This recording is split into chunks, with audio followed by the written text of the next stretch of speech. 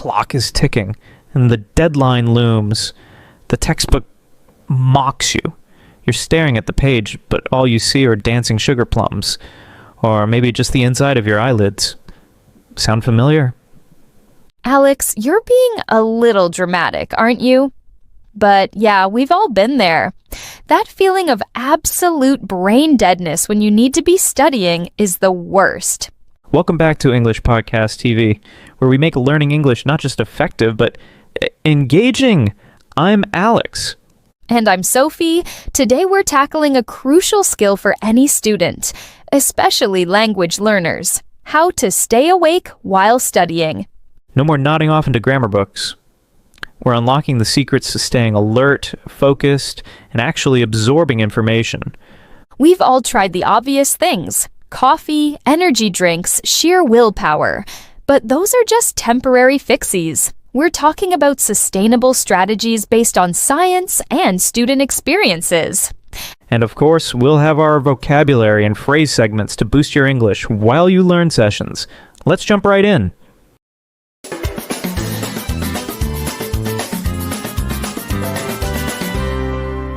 All right, let's kick things off with our first tip. Move around often. This might seem counterintuitive, but staying glued to your chair is a recipe for sleepiness. Exactly. Think of it this way. Your body is designed to move. Sitting still for hours is like telling your brain, hey, it's nap time. We recommend the Pomodoro technique. Study in short bursts, say 25 to 30 minutes, and then take a 5-minute walk or stretch break. I personally like to do some jumping jacks between flashcard reviews. Gets the blood pumping. Ha ha! Whatever works for you. You can also try standing while studying. A standing desk can be a game changer. I saw a study from the University of Southern California showing that students who use standing desks reported higher energy levels and improved focus. That makes total sense. And if you don't have a standing desk, just take a break every so often to stand up and stretch. Even a minute or two can make a difference. Okay, tip number 2. Use active learning. Ditch the passive reading. We're talking about making your brain work for it. Don't just stare at the words on the page. Engage with the material. One of my favorite techniques is to teach the material out loud, even if you're just explaining it to your cat. Forcing yourself to articulate the concepts reinforces them in your mind. That's a great one. Other ideas include writing notes by hand, quizzing yourself, or making flashcards. The key is to actively recall information, rather than just passively rereading it. A study published in Psychological Science found that students who actively test themselves on material perform significantly better than those who simply reread it. The act of retrieving information strengthens the neural pathways associated with that information, making it easier to remember later. All right, next up, stay hydrated and snack smart. Fuel your brain power. Coffee is good, but water is essential. Dehydration can lead to fatigue and decreased cognitive function. Exactly. Drink cold water or green tea throughout your study session. The cold temperature can help you feel more alert, and green tea contains caffeine and antioxidants. And what about snacks? Avoid heavy, sugary snacks that will cause a blood sugar crash. Light, protein-rich snacks like nuts, yogurt, or fruits. These will provide sustained energy without the crash. I always keep a handful of almonds nearby when I'm studying. And definitely avoid heavy meals right before a study session. You'll just end up feeling sluggish and sleepy. Number 4. Keep the room bright and cool. Ambiance matters. A brightly lit, slightly cool room can help keep your brain alert. And natural light is always preferable to artificial light. Studies have shown that exposure to natural light can improve mood, focus, and sleep quality. If you don't have access to natural light, try using a full-spectrum light bulb. And make sure the room is well ventilated. Stuffy air can make you feel drowsy. Okay, let's break down some vocabulary. It will help our viewers with better understanding.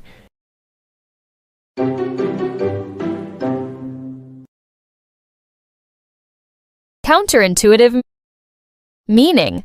Seems wrong at first, but actually makes sense. Example, it's counterintuitive that adding ice to hot coffee cools it faster.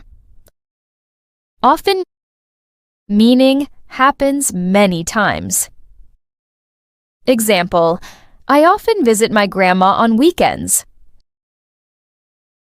Stretch, meaning to pull something to make it longer. Example, I like to stretch my arms after waking up. Articulate, meaning to speak clearly. Example, she can articulate her ideas very well. Reinforces, meaning make something stronger. Example, practice reinforces what you learn in school. Sluggish, meaning moving slowly. Example, I feel sluggish after eating too much. Drowsy, meaning feeling sleepy. Example, the warm room made me feel drowsy. Association, meaning a connection between things. Example, I have a strong association between summer and ice cream. Separated, meaning to keep apart. Example, please separate the clean clothes from the dirty ones.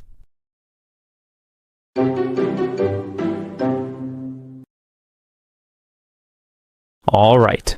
Next up. This is a big one. Avoid the bed. Resist the temptation. Your bed should be reserved for sleep. Studying in bed can confuse your brain and make it harder to fall asleep at night. It creates an association between your bed and wakefulness, which can disrupt your sleep patterns. It's a classic mistake. So find a designated study space that's separate from your sleeping area. And finally, number 6.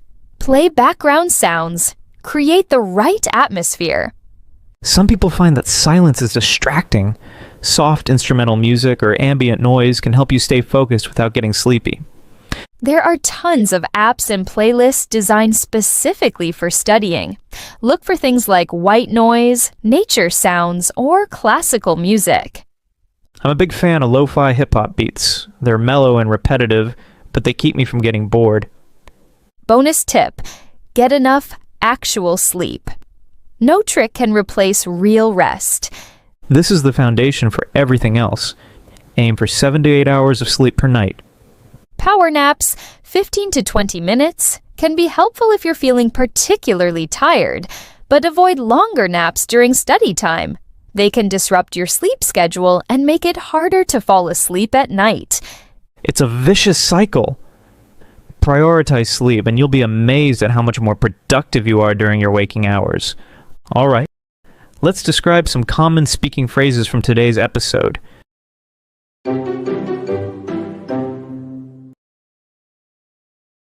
To tackle, meaning to try to deal with a problem. Example, we need to tackle the homework before playing games.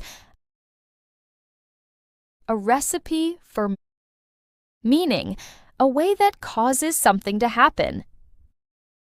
Example, skipping sleep is a recipe for feeling tired the next day. A game changer, meaning something that makes a big difference. Example, getting a smartphone was a game changer for my studies. The key is, meaning the most important thing is. Example, the key is to stay calm during the test.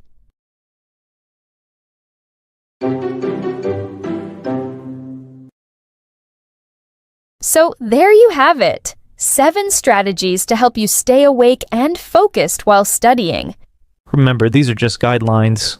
Experiment and find what works best for you. And don't be afraid to adjust your study habits as needed. That's all for today's episode.